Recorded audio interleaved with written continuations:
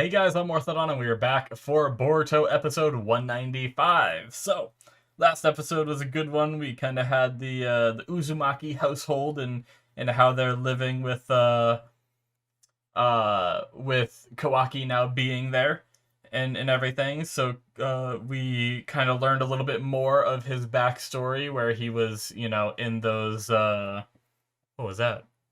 I don't know. Hopefully everything's fine. um uh I lost my train of thought. Yeah, we saw his black backstory where he was, in those giant blood bag things as a child with 15 kids total.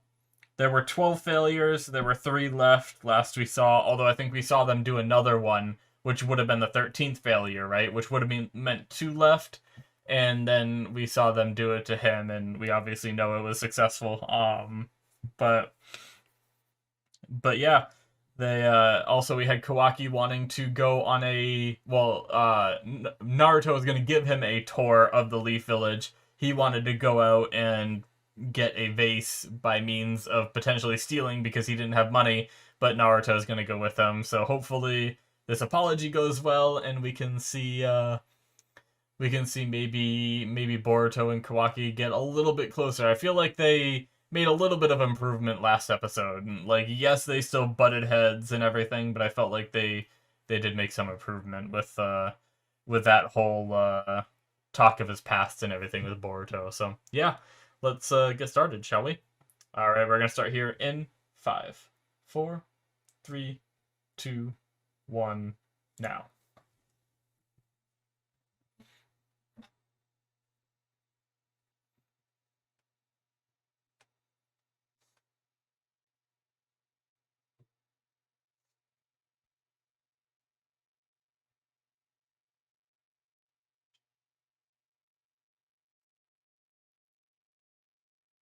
Yep.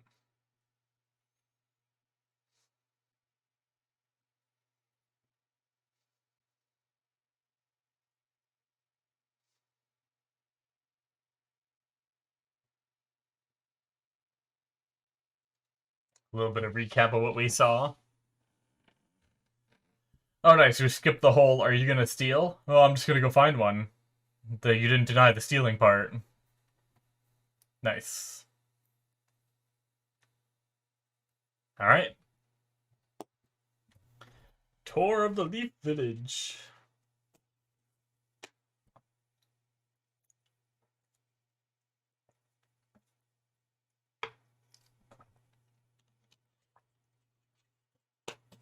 I have a shadow clone doing work right now.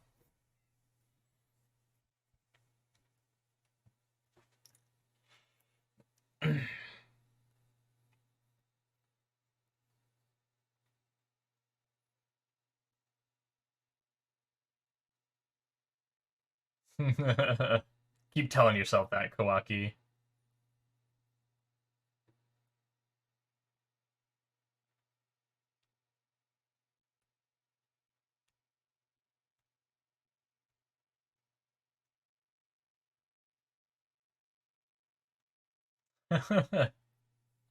Alright. Opening time. Opening time. Yes, I was actually told by one of you awesome viewers, thank you so much, that in the manga, actually, uh, when he flipped the table and the vase broke, he tried to escape, and Naruto like activated his his Nine Tails form and everything. And I kind of do like they changed it, and because they're saying like that's not really what Naruto would do, you know. So I like that they changed it in the anime, which is pretty interesting. Do do do do. Sorry, I did a really bad job explaining that, but I'm sure you guys got the gist of it. Or you already know, and I didn't have to explain it.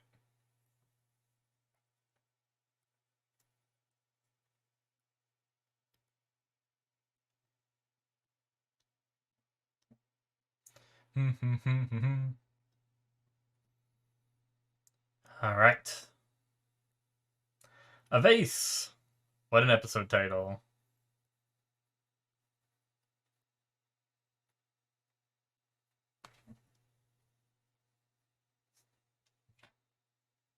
Okay, so it's like openly known.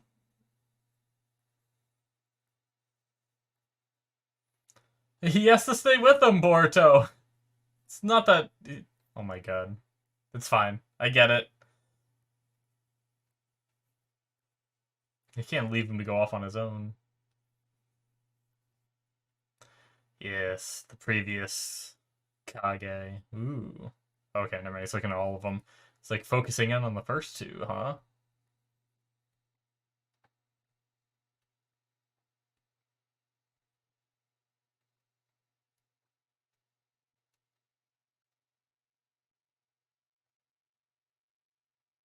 Hmm.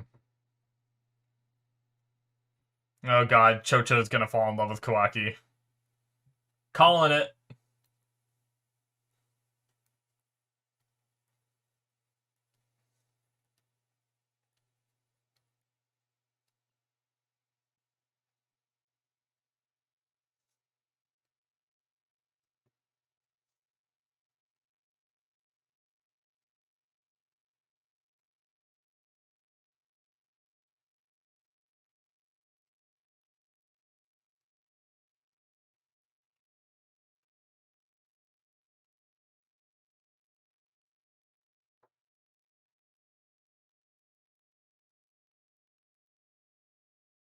Oh, so she's heard about him.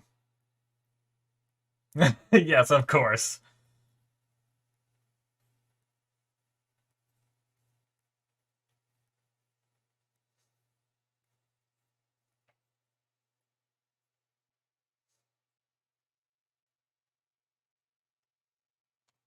Nice.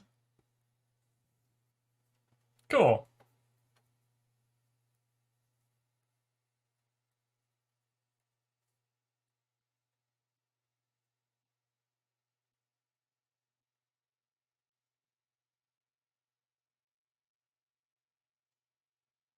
Be careful what you say. I'm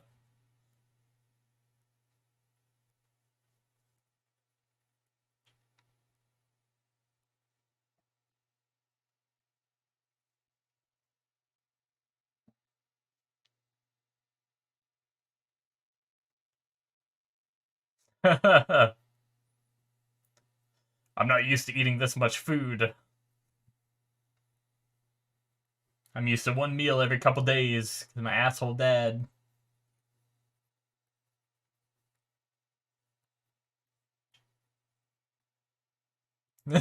Sarada.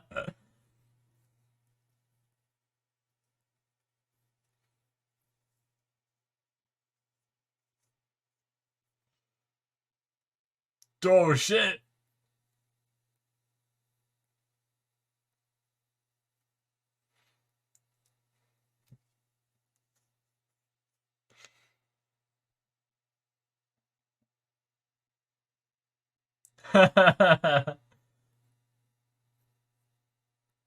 Yep.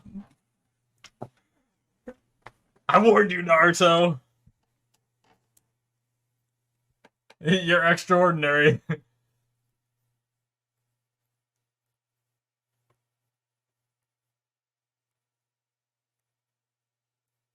Does he still have his frog wallet? Damn it, we didn't get to see. Sad day.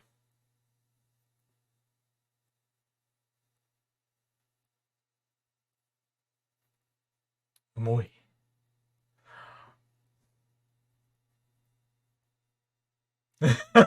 Yes.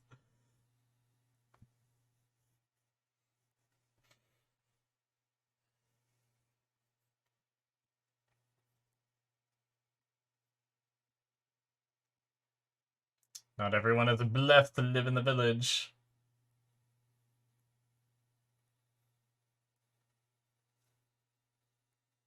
Kawaki, damn it.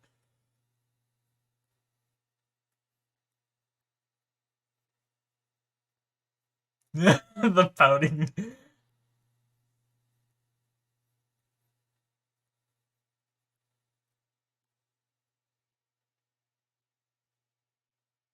Shit. Jeez.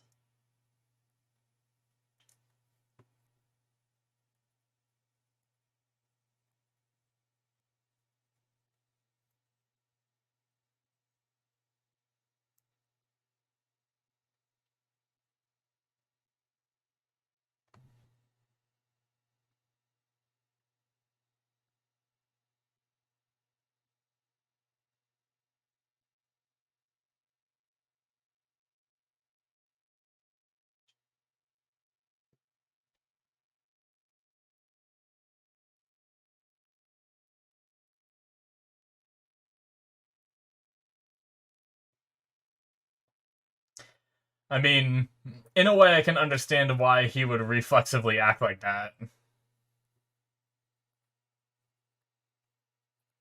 I don't think he was.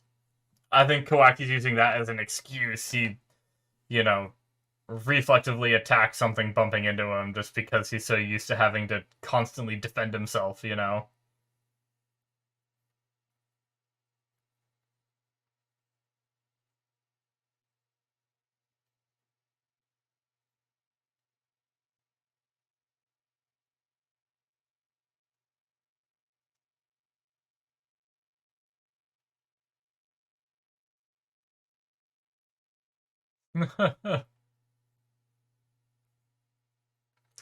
Can't change someone so easily. A flower shop might have vases.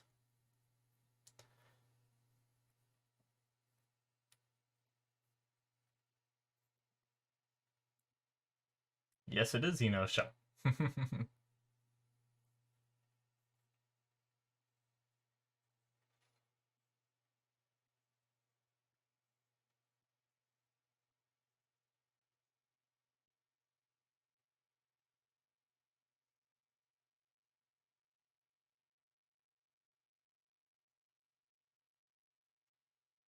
The quiet, stern look.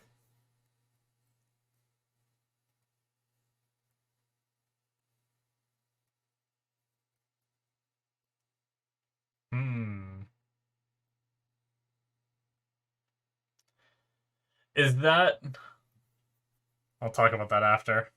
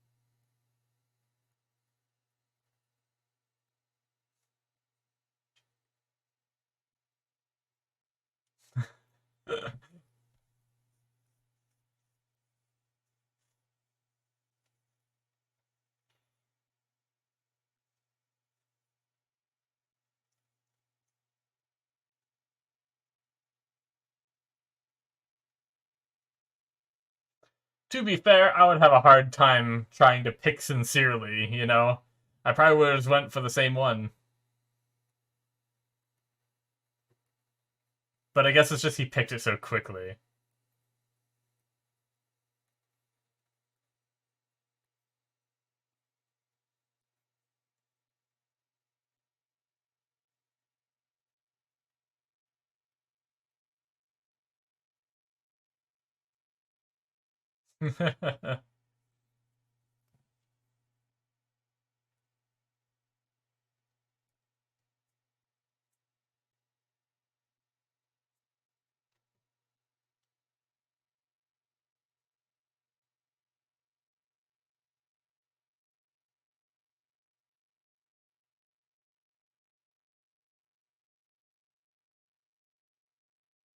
It's reminding him of needles. Is he gonna break this one too?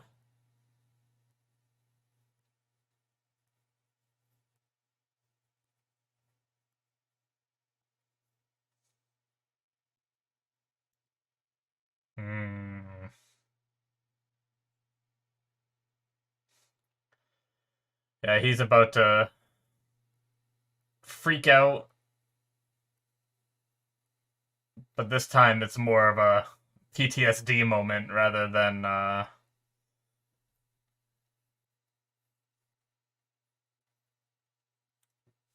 well, broke another vase.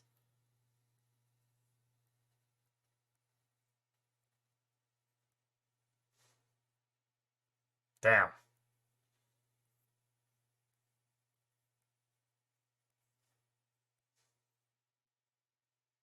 Ooh, partially activated his, karma.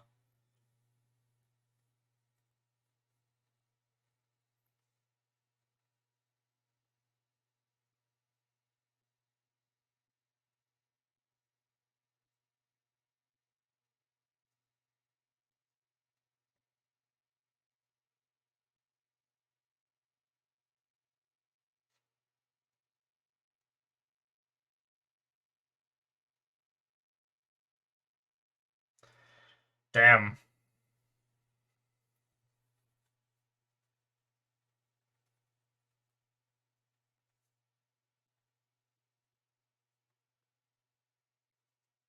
I'm glad they noticed, though. I'm glad it was, like, visible and it wasn't... Aw. And it wasn't something where they, like, couldn't see the trauma, you know, and they, like, freaked out. And they were like, why would you break another vase? Like, yelling at him in this moment, you know?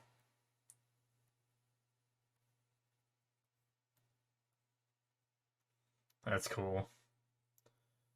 The the feeling of Jigen just getting farther away as the karma tattoos recede.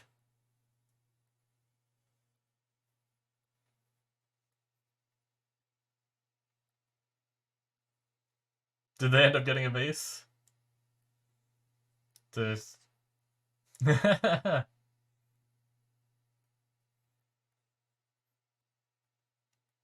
No. Jesus, you know.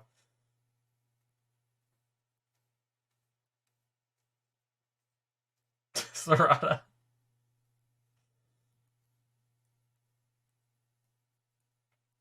Always getting so frustrated with everyone.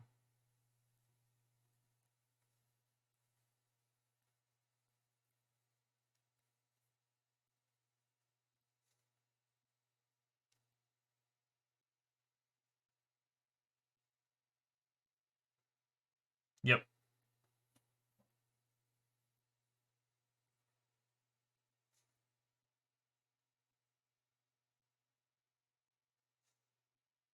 Bye.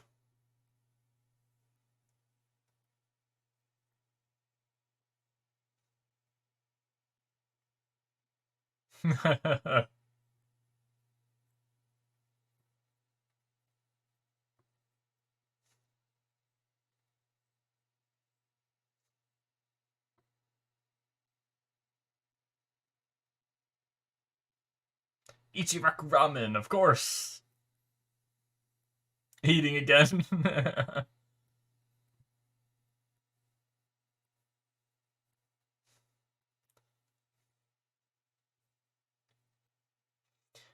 You guys eat 3 meals a day?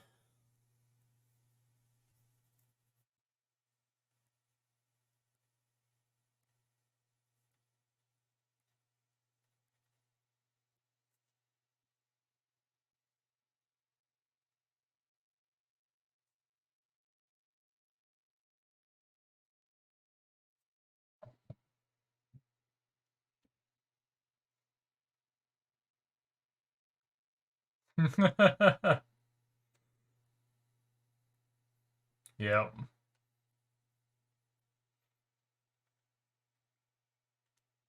And it's an indirect kiss. That's an anime thing, right? I'm just kidding.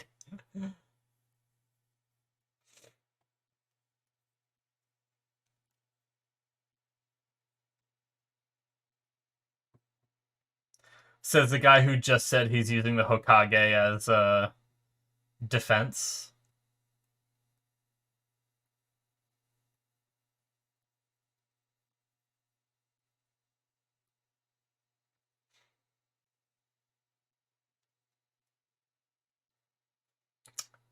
No one changes overnight.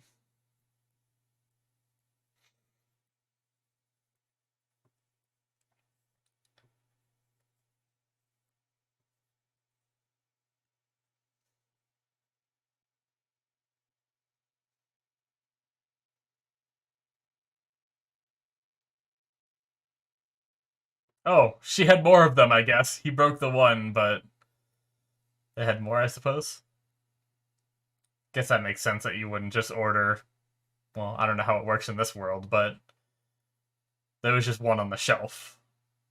She had more in stock, I suppose.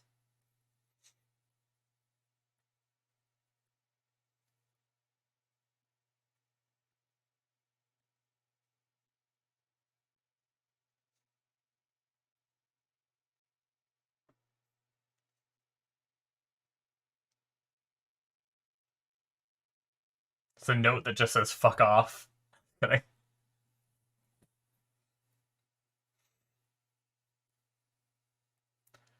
Oh, is it glue to fix the old vase?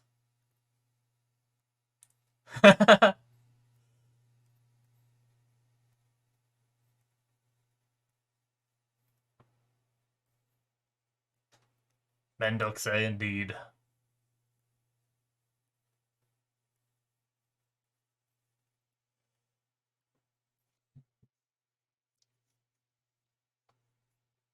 Uh-oh. Oh, fuck. Well,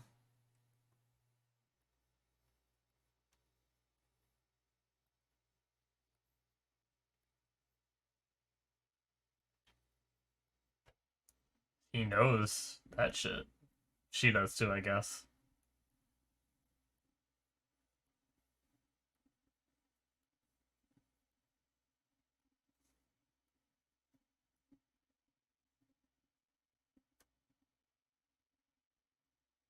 Hmm. Is is Koji registered? Ominous. Yup. Fuck. Who is he? Fuck me.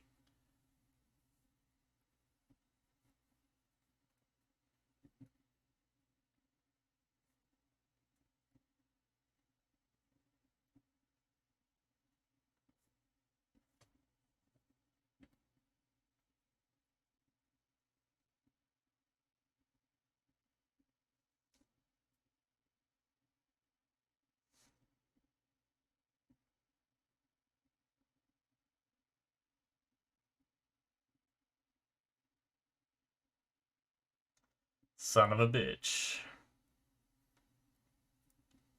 Alright. Well, damn, that's the end. Alright, things are about to heat up, I guess. Maybe. Maybe. He might just scout out more and watch, for a bit. But at some point, he might get noticed. Damn. How. Fuck, how is he registered? Look, I mean, obviously, I had my theories, right? He did. He has the white hair. He did the Rasengan, and he summoned a, albeit it's a mechanical toad, right? It wasn't like it was steampunky. It wasn't like an actual like, um, shoot, I can't think of the mountain. I don't think it was one of the ones from like the actual mountain where like Gamabunta and all of them are from, right?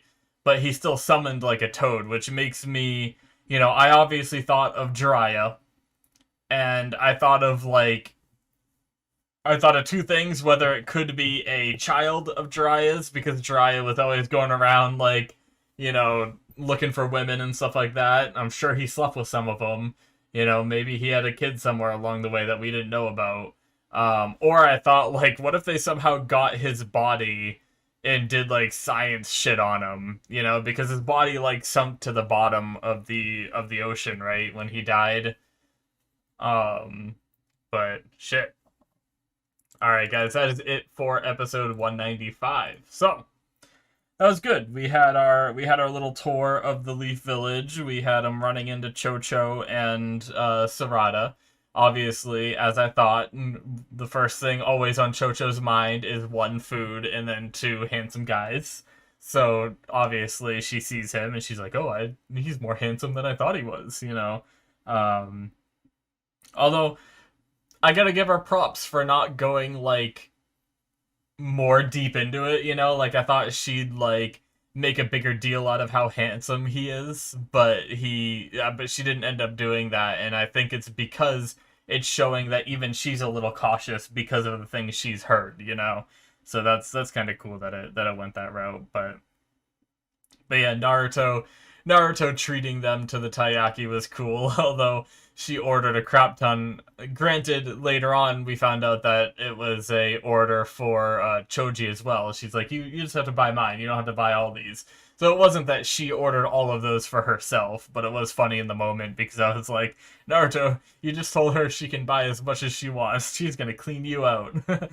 Which I mean, she kind of ended up doing, but it's because she bought Choji's as well, or he bought Choji's as well. But yeah, we had the moment on the street when the kid bumped into Kawaki and he lashed out at him. Which I personally believe that Kawaki was putting on like a tough front there, where he said he was just doing it to teach the kid a life lesson. I don't think that was the case. I think that it was a reflex. Kawaki's been all on the run, most of his life he's, been defensive and everything. He hasn't known the safety of the Leaf Village like all these kids have, and like Sarada, and like even Sarada being like shocked that he's never had taiyaki before and stuff like that, and he was like freaking out about how good it was, and she kind of noticed that. It's all these little, it really makes you think about like, and I mean I think about it too because I grew up in a very privileged home life. I've basically got as a kid most things that I wanted. I was always fed 3 meals a day. I you know had a privileged life, and I still do. So it's like you don't, sometimes you take for granted those privileges, and I get that. But on the other side, just because Kawaki is now getting those privileges doesn't mean you instantly adapt and change to your surroundings. So, he's stubborn, but he is slowly starting to, learn and adapt, but it's not something that happens overnight. So, I like where they're going with his character, because like even though it can be frustrating having Naruto and Kawaki butting heads, but even that is going to take some time, because I mean as one of my viewers mentioned to me, Kawaki was taken into their home right after what happened in that town, and now he's being brought into the place where his family lives and everything, and what he just did to that kid, Naruto was able to stop it quick enough before the kid got hurt. But what if that happened where Naruto wasn't close enough in their house? What if Himawari was running around and bumped into him or something like that, and it startled him, and he does something like that, and Naruto isn't ready to react, or not fast enough.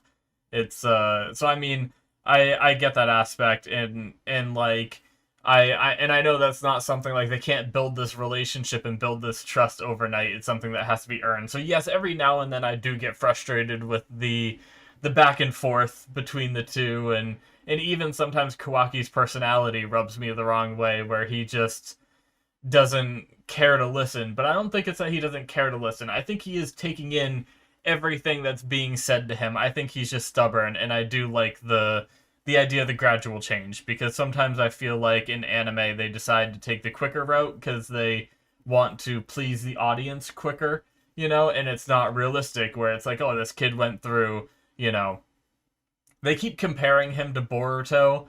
I still think he looks a little bit older than Boruto. Like, if we say Boruto is like 14, I'd say Kawaki's probably like 16 or something. But either way, for, you know, 16 years of this kid's life, I don't know how long he's been locked in that container or whatever, but either way, from childhood up till now, at the times that he's been conscious, he hasn't lived the best life. And that's not something that you turn around instantly, you know? So, but yeah, so even though he said like I'm just trying to teach that kid a life lesson, I don't think that was the case. I think that was him just reflexively lashing out, but he didn't want to say like sorry, he scared me, you know, kind of thing. Because that would show a vulnerability and he doesn't want to show any vulnerabilities. But yeah, and then we had a little bit later on when he was talking to Ino, he said make sure you keep the sensory unit on alert. Which I wonder if that's gonna play in at all with Koji showing up here, like with a sensory unit being maybe on a little bit more alert than normal. Will that tie into Koji showing up? Will they, if they can tell that someone isn't registered, can they tell that someone hasn't been to the village? Even if they are registered, they haven't been to the village in a long time. But maybe Koji has visited every now and then to the village, so maybe that wouldn't even be the case. I don't know. I wonder if they'll somehow like come into play, but maybe not. But what I thought about during the episode where I said I'd talk about it after was, since he said like keep the sensory unit on alert, makes me obviously think that they have been on alert, which also makes me, in the moment, it like the first thing that came to my mind was the times that Naruto, like, granted, he did run in a straight line, so it didn't matter, but the time that Kawaki was running from Naruto and Naruto kept popping up in front of him, I wonder if the sensory unit helped, like, track where Kawaki was going and allowed Naruto to, like, be able to get there quicker or something, you know? But he did just go in a straight line, and he made an emphasis to say that, so it really was just Naruto being faster, either that or it was actually like a clone of him or something at that time. But either way, I wonder if that was a hint towards one of the previous episodes where Naruto was keeping up, if he was getting help from the sensory unit. But yeah, the whole thing about picking a vase, I'm not a very like, I feel like I'm a sentimental person, but when it comes to like picking gifts for people, I feel like going with your first instinct can sometimes be just as good as sitting there and really thinking about it for me. So I'm kind of in that boat with Kawaki where I'd be going to like pick something out for someone and I'd just grab like the first thing I saw and wouldn't think much of it, you know? Like I do that with like, you know, birthday cards and stuff like that. When I go to pick them out, I go to like happy birthday cards, or like I find the happy birthday cards, I grab one, look at it, and I'm like, this works, and I leave, you know? Even if I'm buying it for like a, you know, my dad or something, or, you know, a family member that I really care about. It doesn't mean I don't care about them any less. It's just kind of how I am. So it's funny, like I understand what they were trying to get at when they were having him like where he just went to the first one he saw, you know, and grabbed it. And they were saying like, no, you got to give more thought into it, you know, and stuff like that. But I'm just thinking like, I never do that. I never put more thought into it, you know. But yeah, I just thought that was interesting. And then he had his little freak out because the, you know, the stems of the plants like being inserted into the vase kind of reminded him of the, you know, the tubes and the liquid and everything, the of all of his past trauma. It's really interesting, like sometimes I go into a meta point of view where I think about these things, and I do that with I've been watching a lot of Critical Role. If you guys don't know what that is, it's a series where these voice actors play D&D.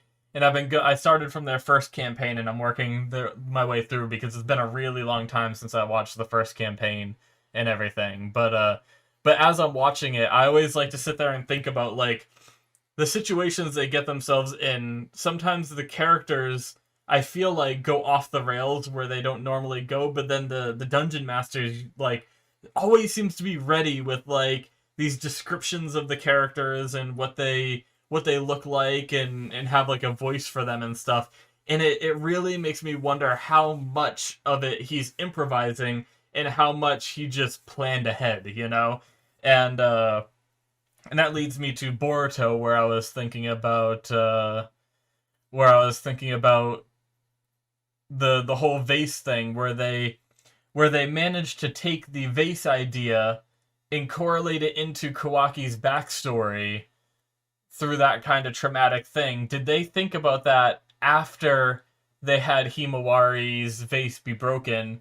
Or did they even think about that when they had Himawari make a vase? Did they did the I mean, I assume that maybe this was in the, because I know the vase got broken in the manga as well, so maybe this part was in the manga as well. I'm not 100% sure, but either way, whether it was the manga writer or the anime doing it, the creators of the anime, like when they had Himawari create a vase, and then they had Kawaki break it, did they already have it in mind when they had Himawari making the vase, that they would then have it later be broken, which would then later have him go and replace it and be triggered by this PTSD reminding him of his past? Like, it always makes me wonder if they come up with these ideas after the fact, or if it was something where, you know, they had it specifically be a vase for this purpose, you know?